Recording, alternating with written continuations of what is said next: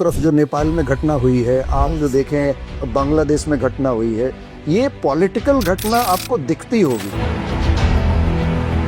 What is smart parenting? क्योंकि नेपाल के लोगों ने जलाया जरूर, लेकिन एक चीज अच्छी लगी, आज बच्चे सड़क पे निकले हुए 2 दिन से। जितनी गाड़ियां जली हुई हैं, जितना रोड गलत, उसको बच्चे अपने से साफ कर रहे हैं। Yes. हर जगह पे, पूरे नेपाल में।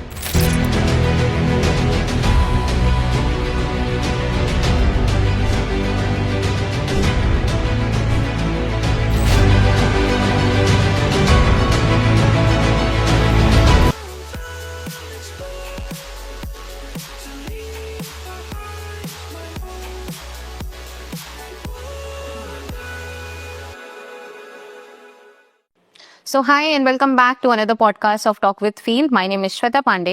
So today we have Dr. Manukul, who is a mind trainer, success coach and motivational speaker. So आज के एपिसोड में हमने बहुत अच्छा सा एक टॉपिक है जो कि है स्मार्ट पेरेंटिंग, जो कि शायद बहुत ही इम्पोर्टेंट टॉपिक है आज की जनरेशन के लिए, क्योंकि हम लाइफ में शायद भूल जाते हैं कि हम ये कहते हैं कि टीचर्स पे ही हम डिपेंड रहते हैं एक पेरेंटिंग के लिए या फिर किसी चीज के लिए, लेकिन एक अपब्रिंगिंग में जो चाइल्ड की जो पेरेंट्स का रोल होता है वो शायद बहुत इंपॉर्टेंट होता है, और जो वो सीखते हैं, जो वो करते हैं, वो कहीं ना कहीं वहीं से आती हैं चीजें, राइट। तो उस चीज पे बात करेंगे। और प्लस एआई का जमाना है, जनरेशंस बहुत ज्यादा टेक्नोलॉजी वाइज बहुत ज्यादा आगे बढ़ चुकी है, तो कैसे पेरेंट्स को उन लोगों के साथ कंधे से कंधा मिला के चलना है और कैसे अपने आप पे काम करना है, तो आज हम सर से जानेंगे उस चीज के बारे में। तो सबसे पहले मेरा क्वेश्चन सर आपसे ये है कि व्हाट इज स्मार्ट पेरेंटिंग, क्या है ये? स्मार्ट पेरेंटिंग, आज स्मार्ट वर्ड को समझना पड़ेगा पहले। What is smart? स्मार्ट मतलब आकर्षक, हाँ, स्मार्ट मतलब नॉलेजेबल, Yes. स्मार्ट मतलब up to date, True. Understanding. So आज पेरेंट्स के साथ स्मार्ट बनना हमारी ऑप्शनल सब्जेक्ट नहीं है, it is now mandatory for every parent to smart. Smart, true. कारण ये है कि हमारा जो बच्चा है आज स्मार्ट एज में पैदा हुआ है, स्मार्ट स्कूल में पढ़ने जा रहा है, स्मार्टफोन के साथ खेल रहा है, 8-8 घंटे वो स्मार्टफोन पे है, और वो स्मार्ट बोर्ड पे पढ़ रहा है, यस, स्मार्ट सिटी में रह रहा है। तो फिर आज हमारी जरूरत है कि घर के अंदर भी हम स्मार्ट बने अपने आप को।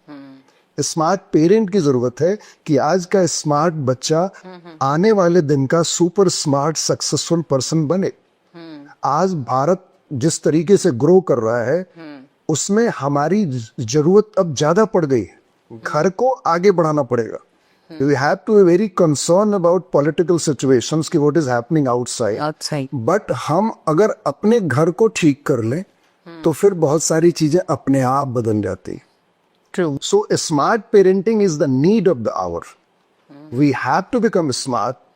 Otherwise what will happen कि हम बहुत कुछ सोचेंगे लेकिन रिजल्ट हमारा कुछ आएगा नहीं, और फिर हमारी फ्रस्ट्रेशन बढ़ती जाएगी, एंगर बढ़ती जाएगी, एंजाइटी बढ़ती जाएगी, हमारी डिस्टेंस बढ़ती जाएगी बच्चों के बीच में, और फिर हमें लगेगा कि नहीं, हम फेल हो गए। सो समय की नीड है कि हमें स्मार्ट बनना चाहिए। तो जैसे आजकल का जो जमाना है एआई का जमाना है, राइट, तो उसमें पेरेंट्स या गोल में जो हम लोग कंफ्यूज हो जाते हैं, क्या क्या चीज, लाइक ऑब्वियसली हम as a parents they start comparison between their child, right. So वो जो कंपैरिजन आने लगता है कि इसके बच्चे ने तो इतना स्कोर कर लिया, इसके बच्चे ने इतना स्कोर कर लिया, तो वो जब आने लगता है कंपैरिजन, तो कहीं ना कहीं जो बच्चा है वो डिमोटिवेट होने लगता है।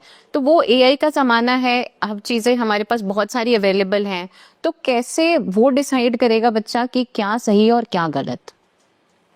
पेरेंट्स का रोल केवल शादी करना और बच्चे पैदा करना नहीं है। हाँ, पेरेंट्स का रोल हमें जो मिला है, हमसे अच्छा अपने बच्चे को बनाना, दैट इज द बिगर। बिगर वो, यस। तो कंपैरिजन पहले, सबसे बड़ी चीज तो हम अपने घर से ही शुरू कर देते हैं। हाँ, कि हमारे जमाने में ये होता था, हमारे जमाने में ये होता था, आज के बच्चे, oh my God what they are doing.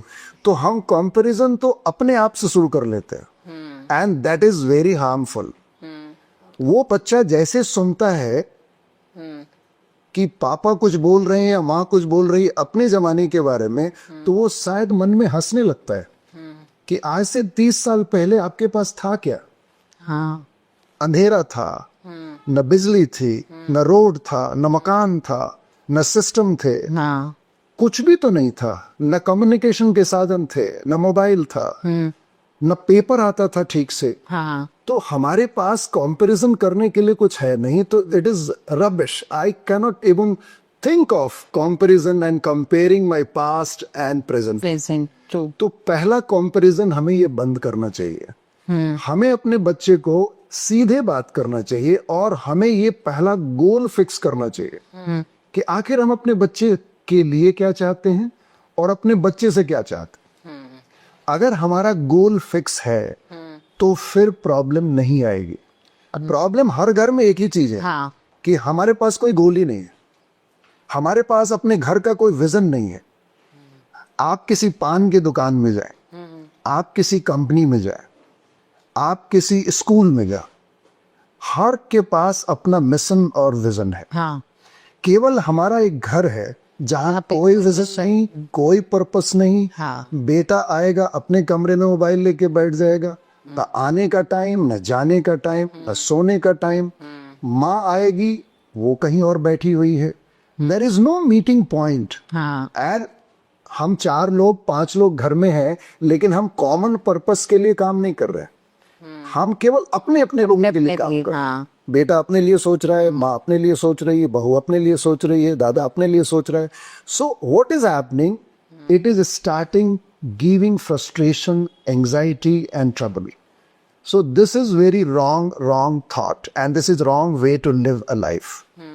तो पहले हमें अपने घर का पर्पस फाइनल करना चाहिए कि भाई, मैं जॉन विल्मोट की बात मुझे याद आती है। John Wilmot was America's one of the rather greatest motivational speaker.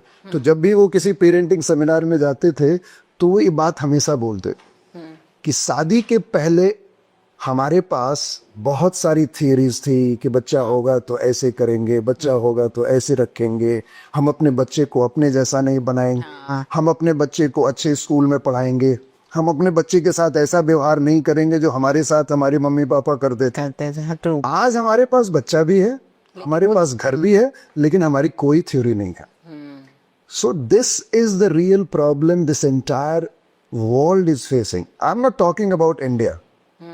आप जरा चारों तरफ देखिए नजर दौड़ा के, इतनी ज्यादा हॉस्टिलिटी, इतनी ज्यादा अनरेस्ट सारी दुनिया में है। कहां से आई? घर से। हाँ क्योंकि घर तो एक यूनिट है ना समाज का। अगर हमारे घर में ही हैप्पीनेस नहीं है, हमारे घर में ही हेल्थ नहीं है, हमारे घर में ही पीस नहीं है, हाँ, तो बाहर कहां से आएगी?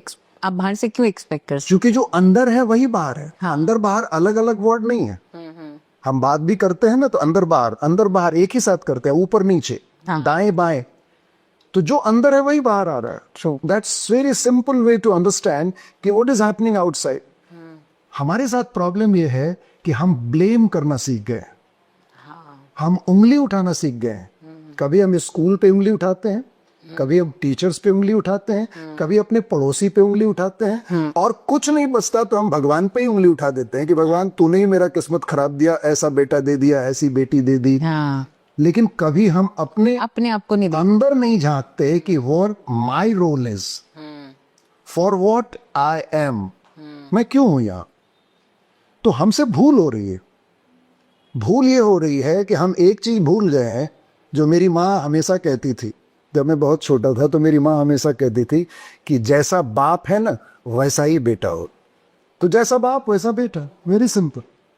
तो हम बेटे को समझाने की जरूरत नहीं है मुझे। और एक बात और याद रखना चाहिए कि आज के जो छोटे बच्चे आर्टिफिशियल इंटेलिजेंस के बच्चे हैं, आज इंटरनेट के, फेसबुक के और ट्विटर और इंस्टाग्राम के बच्चे हैं। हाँ, ट्रू। अगर हम कुछ नहीं बता रहे हैं, हम कुछ नहीं दिखा रहे हैं, तो ऐसा नहीं कि वो देख नहीं रहा है। हाँ, obviously। अगर हम नहीं पढ़ा रहे हैं तो ऐसा नहीं कि वो पढ़ नहीं रहा है। He is doing it, but वो गलत पढ़ रहा है।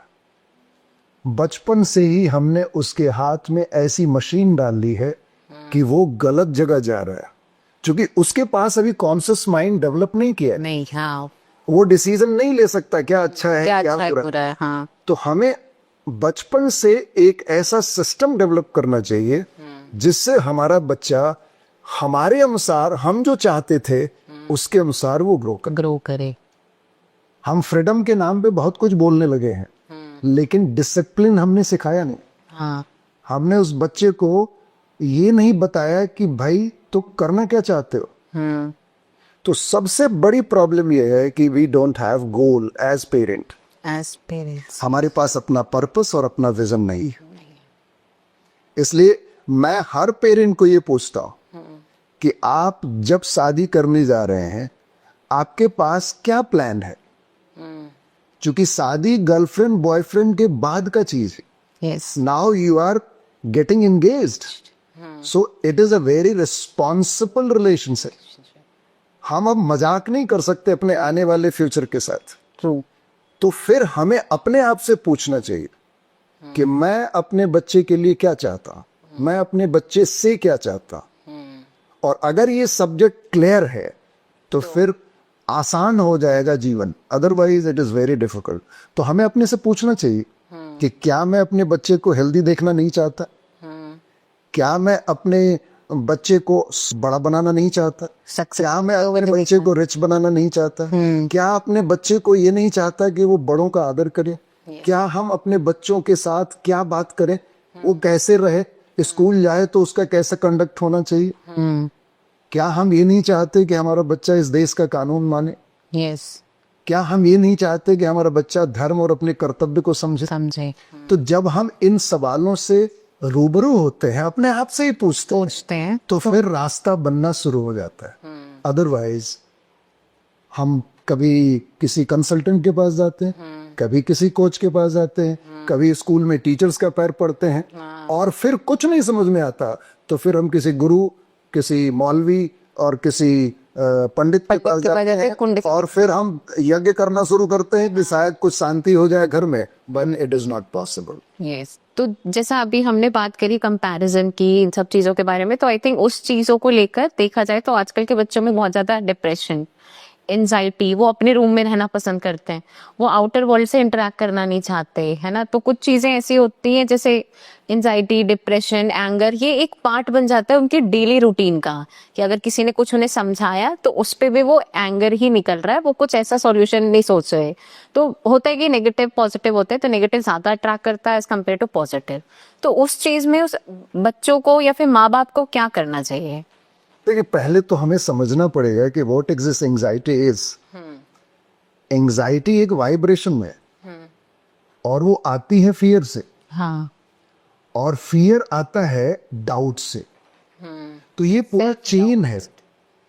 जब हमारे पास कोई डाउट होगी, वरी होगी, तो फिर फियर पैदा होगा। हाँ, और जैसे फियर पैदा होता है हम एंग्सियस हो जाते हैं, और जैसे एंजाइटी में आता है, अब वो बच्चे की बॉडी की वाइब्रेशन चेंज हो चुकी, एंड इट इज नेगेटिव। वो भागना चाहता है, वो फाइट नहीं करना चाहता, वो लड़ना नहीं चाहता, ही इज नाउ फ्लाइंग। तो फ्लाइंग मोड में जब होता है तो अब डरने लगेगा। Now the depression comes. Anxiety when it is suppressed becomes depression, when anxiety is expressed that becomes expression. Okay, so depression का उल्टा एक्सप्रेशन। ओके, चाहे मैं रो लूं, that also I am expressing. चाहे मैं हंस लूं, तो वो भी मेरा एक्सप्रेशन है। तो आई एम नॉट एक्सप्रेसिंग। वो बच्चा छुपा रहा है, वो बच्चा डरा हुआ है, चाहे वो रिजल्ट से डरा हुआ हो, चाहे अपने घर के माहौल से डरा हुआ हो, चाहे जिस चीज से भी डरा हुआ हो। हम पेरेंट्स को नॉलेज की जरूरत है, और किसी के पास इतना समय नहीं है। हम माँ बन गए, लेकिन हमारे पास पैसा कमाने के अलावा कोई दूसरा नहीं है, काम ही नहीं है हमारे पास। वो बच्चा आता है और वो बच्चा जान जा गया है। अब बच्चा हैबिचुअल हो चुका है कि मेरे पापा को मेरे से कोई लेना देना नहीं, तो अपने वर्चुअल दुनिया में जी रहा है, वो अपने दोस्तों के साथ जी रहा है। हाँ, सो हम उसको कंप्लेन कर रहे हैं कि भाई तू कुछ अच्छा नहीं कर रहा है, you are not doing good job, you are not walking good, लेकिन हम उसके साथ बैठ नहीं रहे। हाँ, अब मेरा बच्चा, मैं सिंपल अपना एग्जांपल जाना, मैं भी 2 बच्चों का बाप हूँ। मेरा जो बड़ा बेटा था वो अपनी नानी के पास रहता था, ओके, और मैं दिल्ली रहता था। मैं पैसे भेजता जाता था, ट्यूशन के नाम पे कभी कभी इसके नाम पे वो मांगा, मैंने दे दिया। वो ट्यूशन जाता ही नहीं था। मुझे ट्यूशन के टीचर ने फोन किया कि मिस्टर मनुकुल आपका बच्चा यहाँ नहीं है।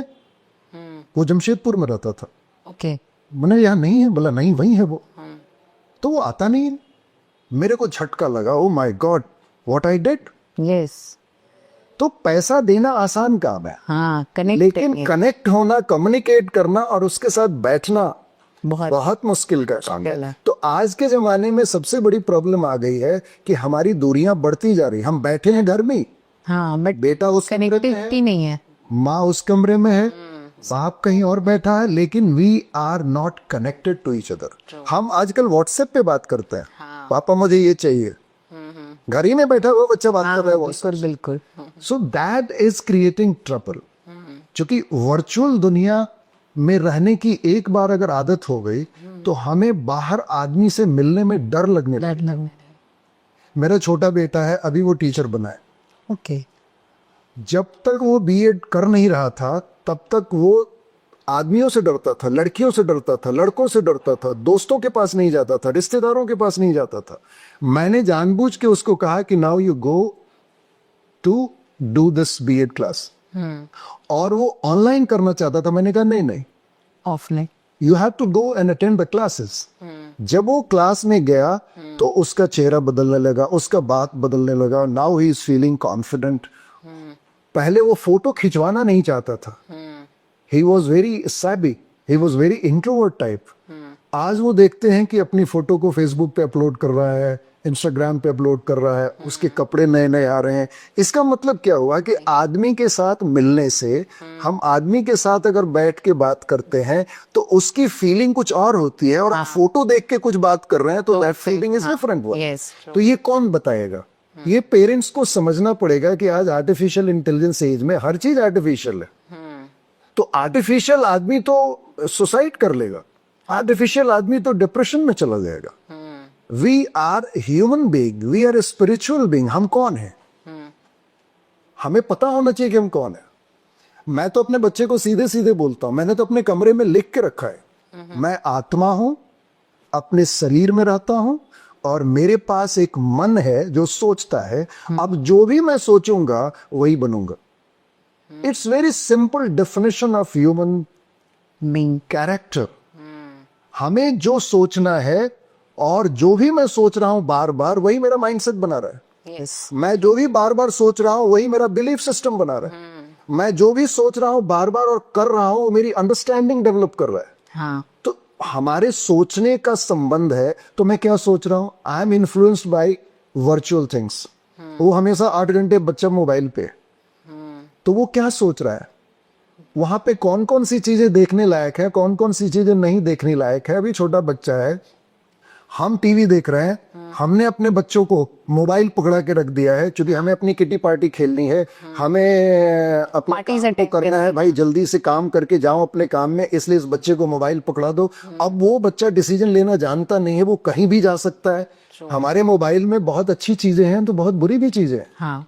और अगर हम इस चीज को डिस्क्रिमिनेट करना नहीं जानते हैं तो फिर हम लाइफ में प्रॉब्लम ही बना रहे हैं। और वो होगा क्या कि हमारा माइंड का 2 हिस्सा है। हाँ। ऊपर का हिस्सा आउटर माइंड है, नीचे का हिस्सा सब कॉन्शियस माइंड है, that is got inner mind, जहां मेरी मेमोरी है, जहां मेरी सारी चीजें, जो भी फोटोग्राफ हमारे हार्ट में आ जाएगी, जो हमारे सबकॉन्शियस में आ जाएगी, वो मेरे जीवन को इन्फ्लुएंस करेगी। और वो फोटोग्राफ आती है आंखों से, because eyes are the most powerful sense organ. 97% our life is controlled by our eyes. इसलिए तो मम्मी बोलती है इधर से कान से सुन के इधर से निकल जाता है। लेकिन कोई देखी हुई चीज है तो नीचे हम जाते हैं। इसलिए प्लीज अंडरस्टैंड कि पेरेंट बनने का रोल है कि हम अपने बच्चों को कैसे हैंडल करें। तो कैसे हैंडल करेंगे? हमने मोबाइल को दोषी बना दिया। आज के देश में सबसे बड़ी प्रॉब्लम मोबाइल। आप जहां जाएंगे हर पेरेंट की एक शिकायत, ये पूरे दिन मोबाइल ले लिया है, मोबाइल लेने तो बर्बाद कर दिया है। और वो खुद ही माँ और पापा अपने मोबाइल 8-8 घंटे बैठे हुए हैं। तो हमें रोल मॉडल बनना पड़ेगा। हमें ये दिखाना पड़ेगा कि देख मोबाइल के डिसिप्लिन क्या है। मैंने अपने घर में एक सिस्टम बनाया हुआ, बड़ा सीधा, कि भाई जैसे जूता हम अपने घर के बाहर रखते हैं, क्यों बाहर रखते हैं? क्योंकि हमें मालूम है कि वो नेगेटिव एनर्जी लेके आएगा। तो ये मोबाइल भी तो नेगेटिव एनर्जी लेके आया है, उसको हम अपने बेडरूम में क्यों रखते हैं? बेडरूम को गजट से बाहर रहना चाहिए। आप अपने जहां सोते हैं वहां पे मोबाइल नहीं देखेंगे। अगर आपको मोबाइल देखना है तो आप जाइए लिविंग रूम में and you go and see that. जैसे हम किताब रखते हैं अपनी लाइब्रेरी में पढ़ने के लिए और हम वहां जाके पढ़ने बैठते हैं, हमारे सामने बुक होती है, हम चेयर पे और टेबल पे बैठ के पढ़ रहे हैं, हम बेड पे तो नहीं पढ़ते। तो why I am always sleeping and sitting with mobile, that is the big big problem. तो ये डिसिप्लिन सिखाना पड़ेगा। मैं एक कहानी पढ़ रहा था क्रिस्टियानो रोनाल्डो का। ओके, उसके पास क्या नहीं है? सब कुछ। उसके बेटे ने कहा कि मुझे एप्पल का लेटेस्ट फोन चाहिए। कहा दिया उसने?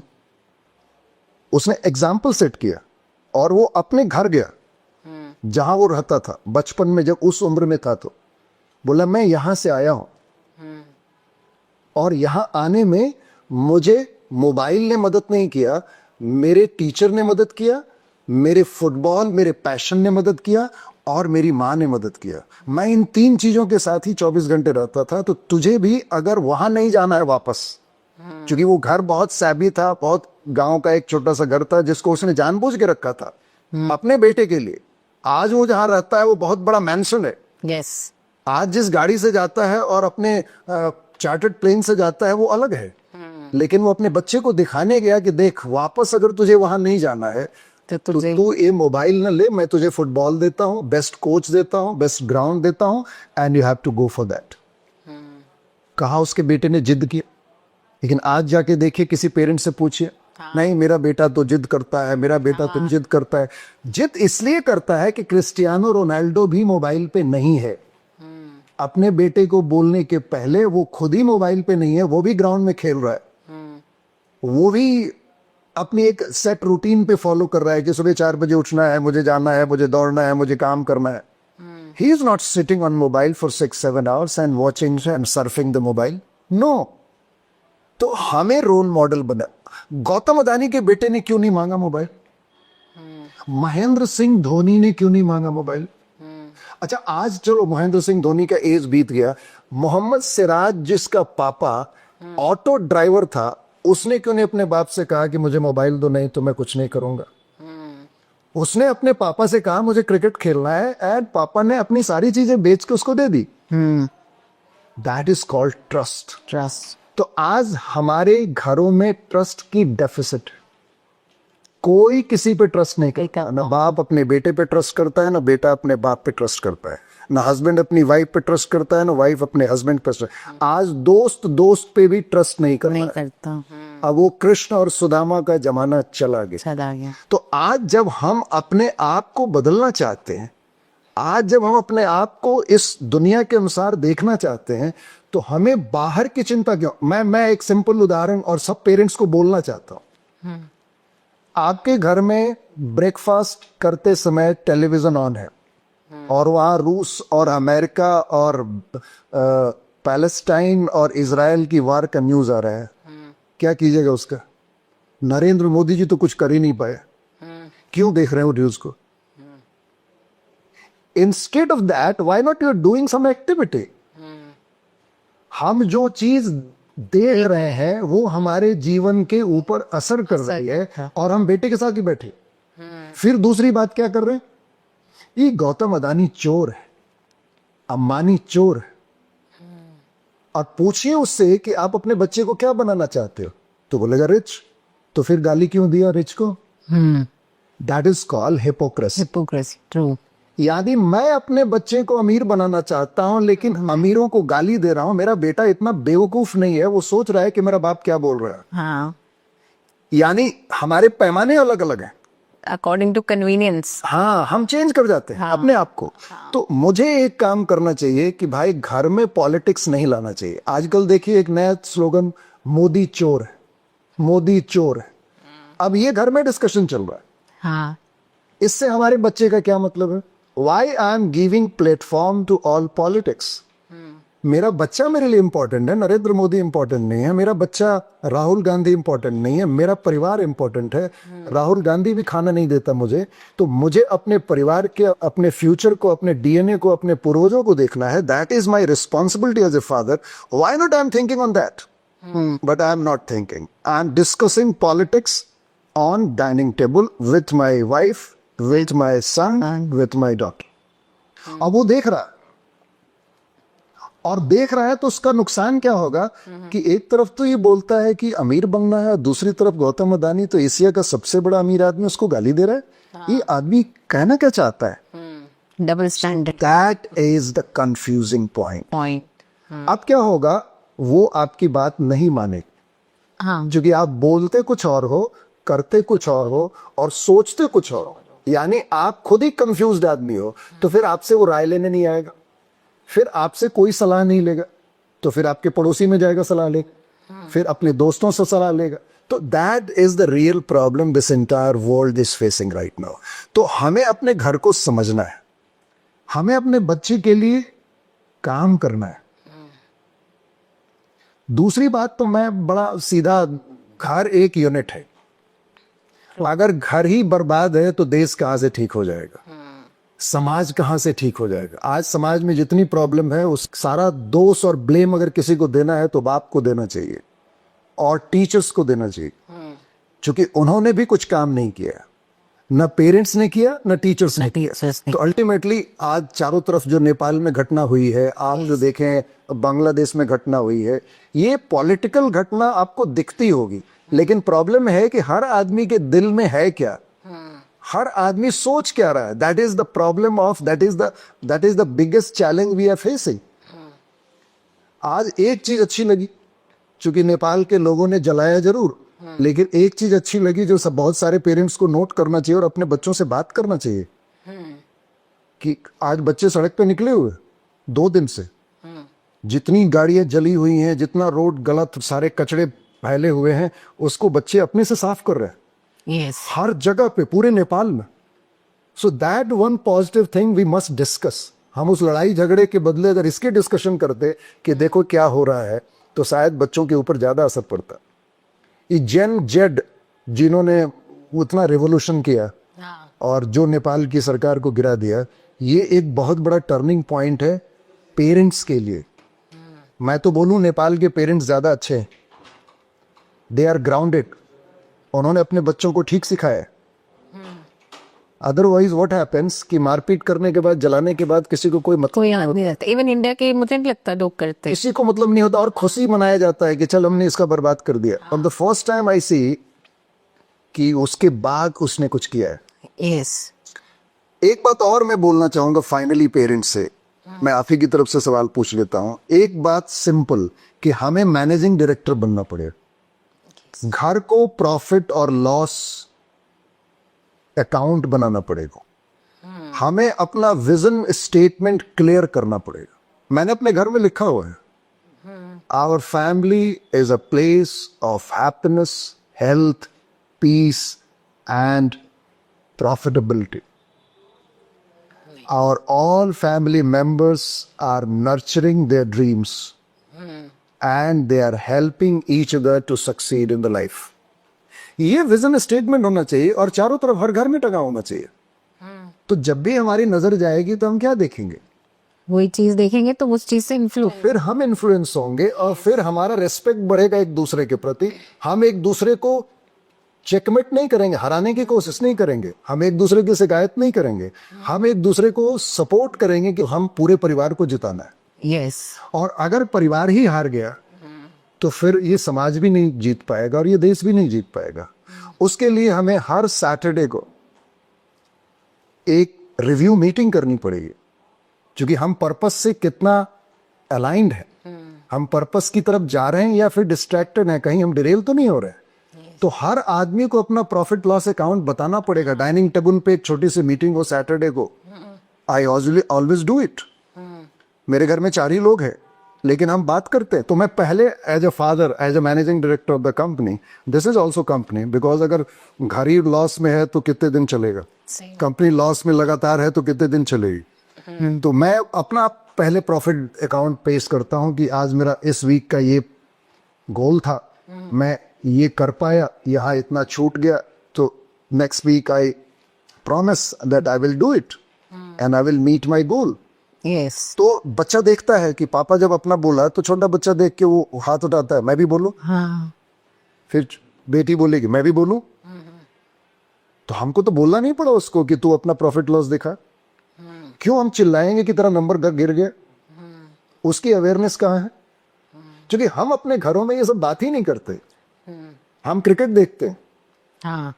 और क्रिकेट देखते समय भी हम भूल जाते हैं कि हम क्या देख रहे हैं। सो प्लीज अंडरस्टैंड, हमें अपना प्रॉफिट लॉस अकाउंट बनाना पड़ेगा, और उसके बाद एक सुंदर सा कोड ऑफ कंडक्ट बनाना पड़ेगा। क्यों रोज माँ चिल्लाएगी कि तू ये क्यों नहीं करता, तू ये क्यों नहीं करता? इसका मतलब मेरी माँ जो बोलती थी वो एकदम ठीक बोलती थी। आज मुझे समझ में आ रहा है, we hear from our ear और we listen from the heart.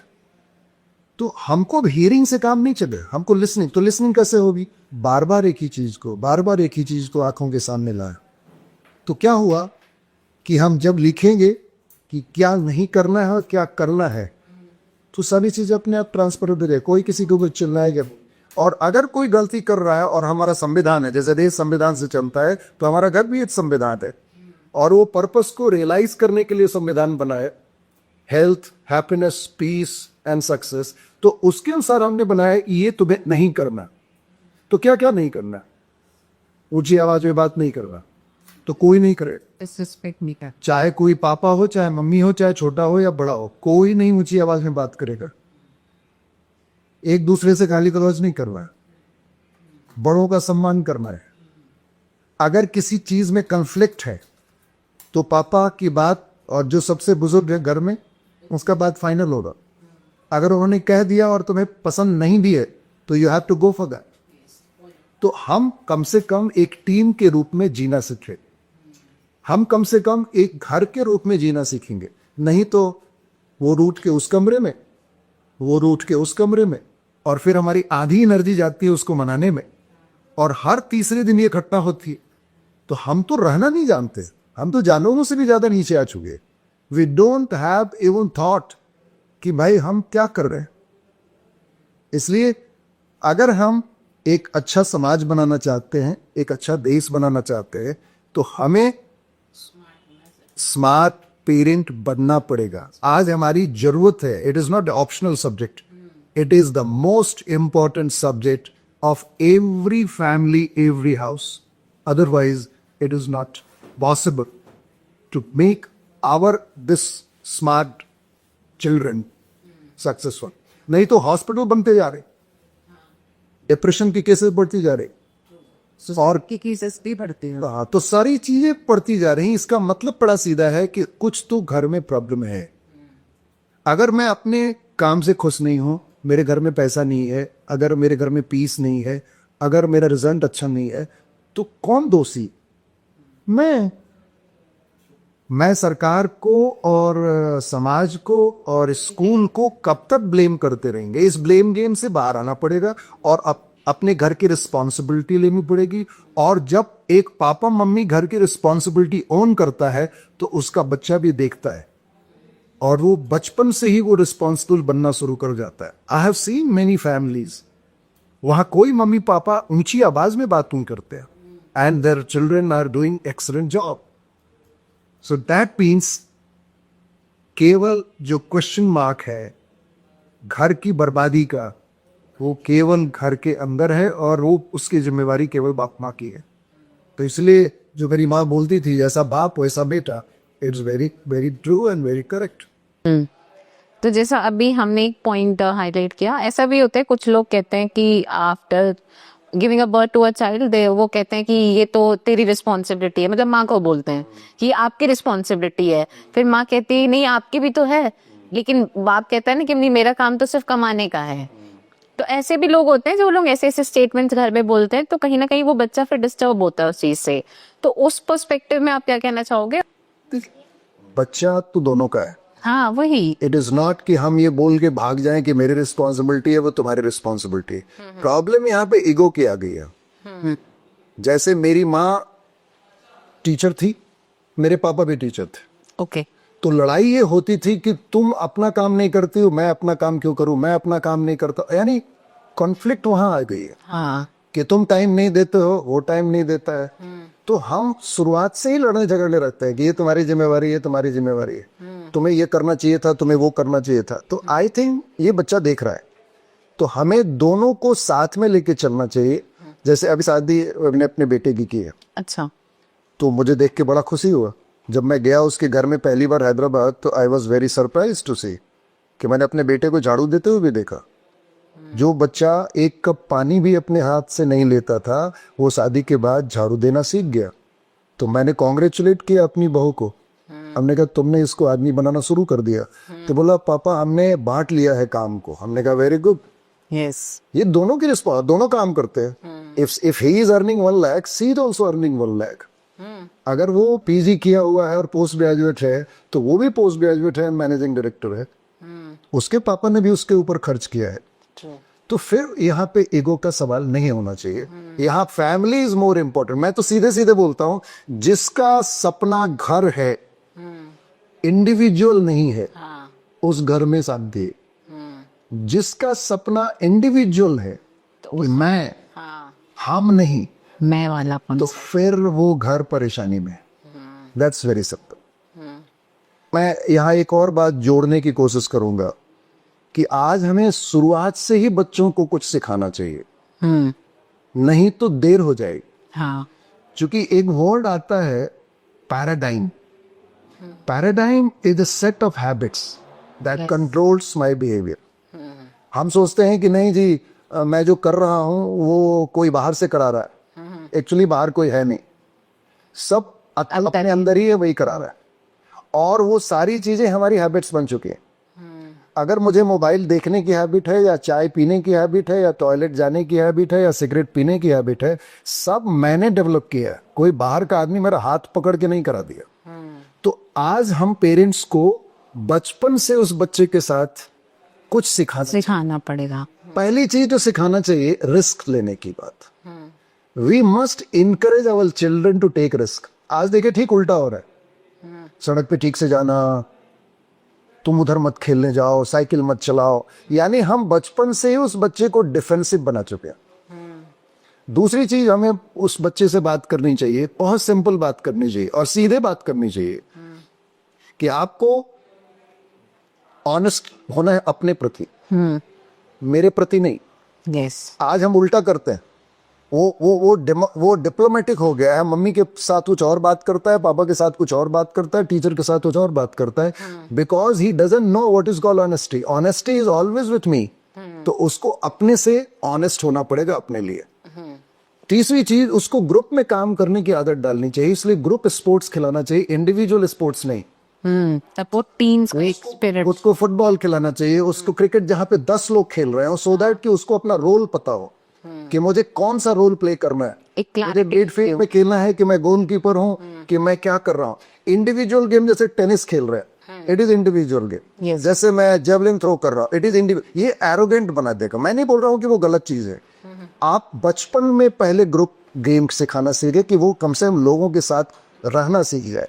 उसके बाद उसकी जो थॉट आती है, उसके बाद उसकी जो इंटरेस्ट आती है कि मुझे ये करना है, ही विल डू गुड। दूसरा चीज, हमें घर में ये बार बार नहीं बोलना है you are a bad boy, you are a bad girl. No, इससे उसकी सेल्फ स्टीम, उसकी सेल्फ इमेज गिरती है। हमें हर बार उसको बोलना है you are a good boy, you have done this wrong, you should have done this way. हमें ये नहीं बोलना है कि तुमने कोई काम गलत किया, चाहे वो फेल भी कर गए। I will not say that you have done wrong thing. तुमने क्या सीखा इससे? अगर हम इस चीज को नहीं समझेंगे, क्योंकि उपनिषद में एक बहुत बड़ा मंत्र है जो हर पेरेंट को याद रखना चाहिए। पूर्णमदः पूर्णमिदं पूर्णात् पूर्णमुदच्यते पूर्णस्य पूर्णमादाय पूर्णमेवावशिष्यते। पूर्णमिदः पूर्णमिदः पूर्णमदः मतलब मैं पूर्ण हूं, आई एम परफेक्ट। लेकिन हम बच्चे को क्या बोलते हैं? कुछ भी परफेक्ट नहीं। तो जब हम अपना बेंचमार्क ही बना के रखे हैं कि कुछ भी परफेक्ट नहीं है, तो how can we expect perfection from my child? Everything is perfect. दूसरा, क्यों परफेक्ट है? क्योंकि उसका फादर परफेक्ट है। तो कौन फादर? उसको ये भी नहीं पता है। हमें अपने बच्चे को बताना पड़ेगा कि हम तुम्हारे असली पापा नहीं है। क्योंकि आज सारे बच्चे क्या बोलते हैं, कहाँ भगवान है? नहीं, भगवान तो है ही नहीं। तो जब बचपन में हमने फाउंडेशन गलत डाल दिया कि मैं तेरा पापा हूं, मैं नहीं हूं तेरा पापा, I am a caretaker. Your father, my father is same, and that is this universal God.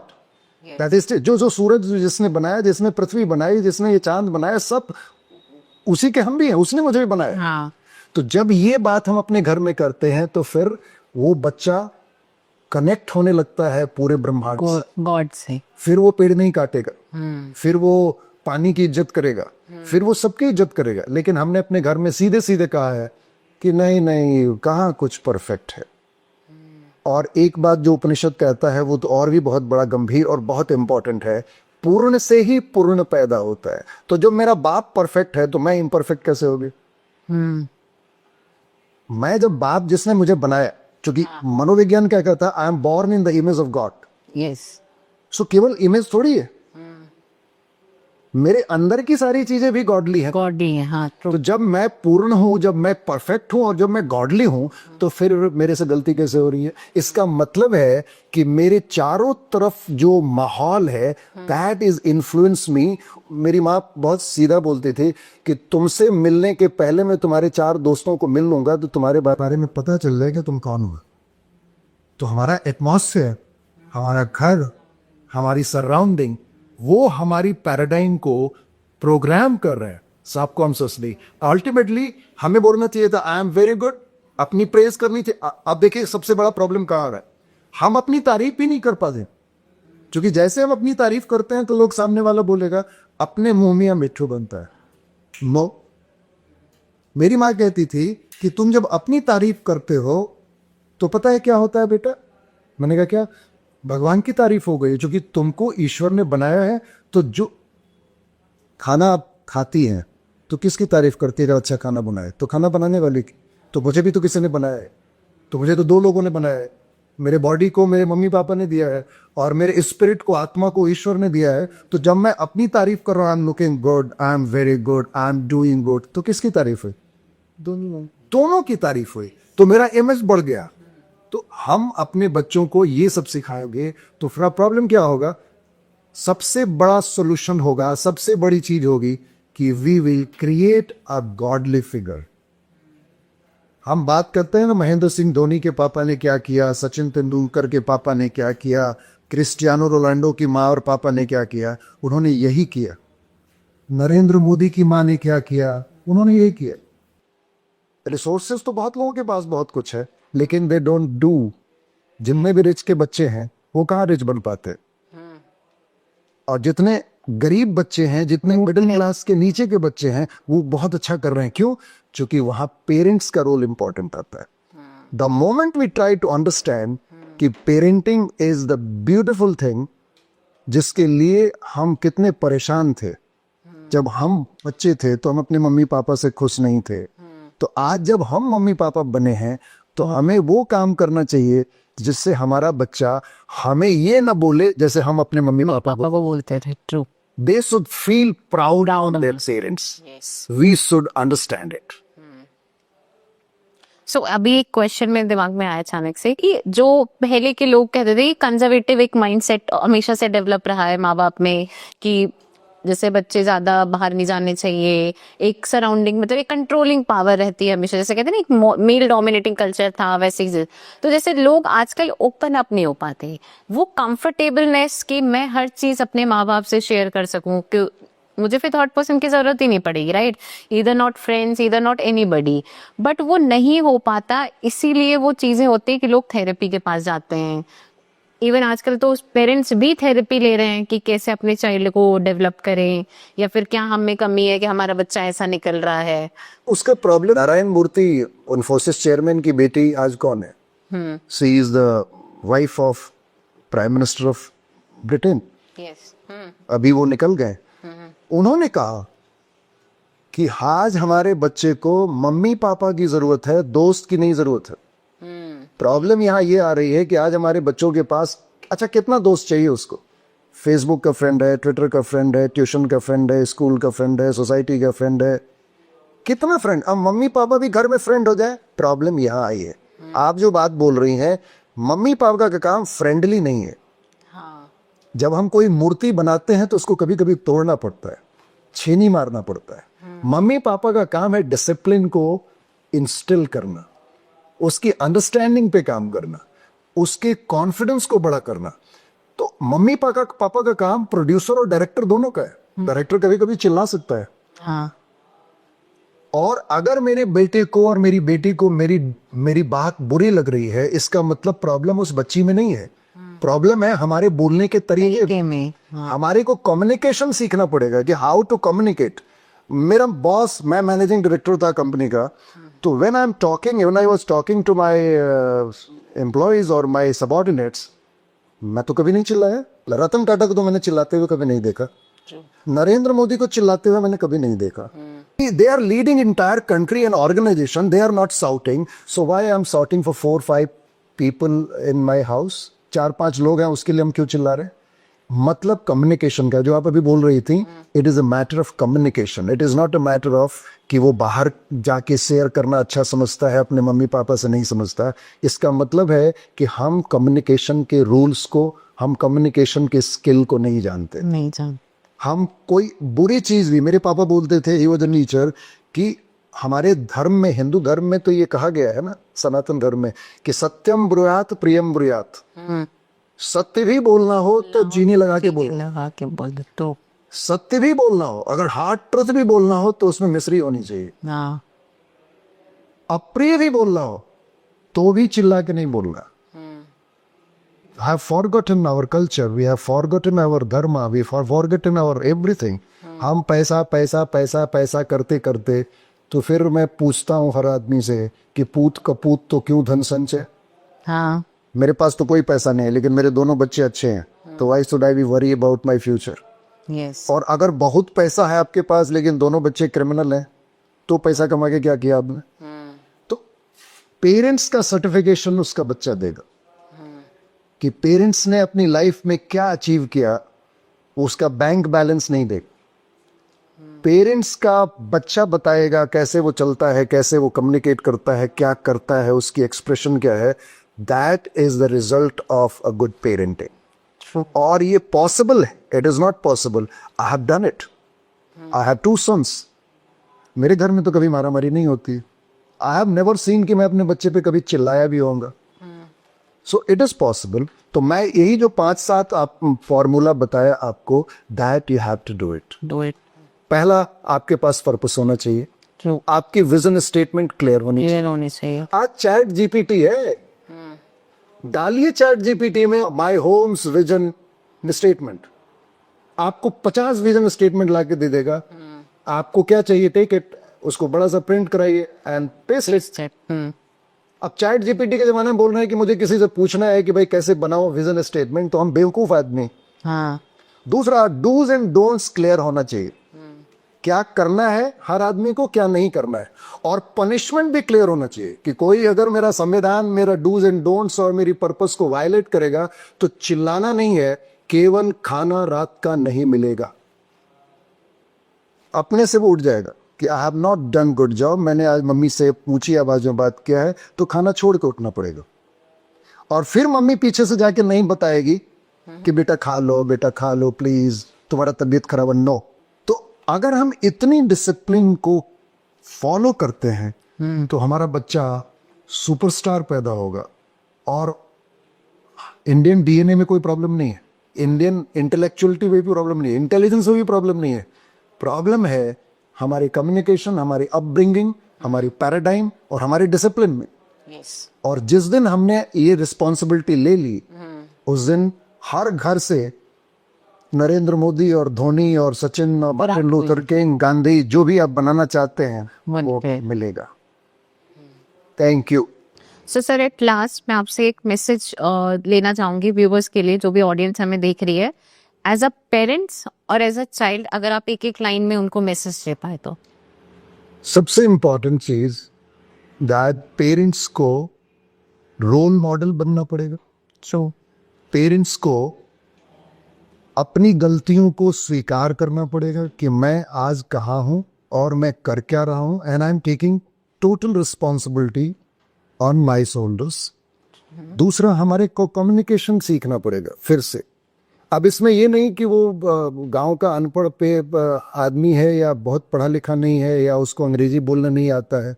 Communication का मतलब लैंग्वेज केवल नहीं होता, कम्युनिकेशन का मतलब बहुत बड़ी चीज है।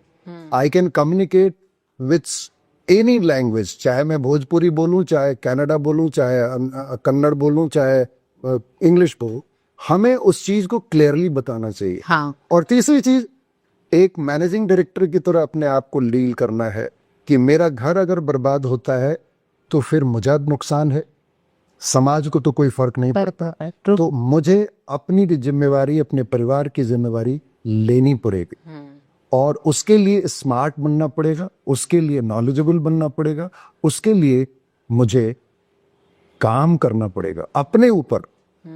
मुझे दूसरों के ऊपर काम नहीं करना, अपने ऊपर काम करना। और लोग देख रहे हैं, बच्चा देख के सीखता है। ए फॉर एप्पल उसने केवल देख के सीखा है, गाली देना उसने देख के सीखा है, सुन के सीखा है।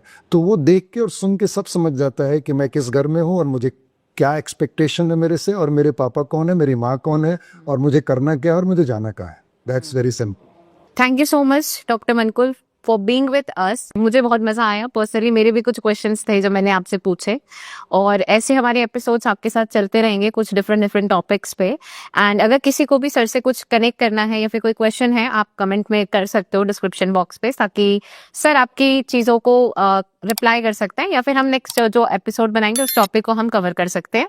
सो thank you everyone for watching this podcast. Please subscribe our YouTube channel, like, share and comment. Thank you so much sir.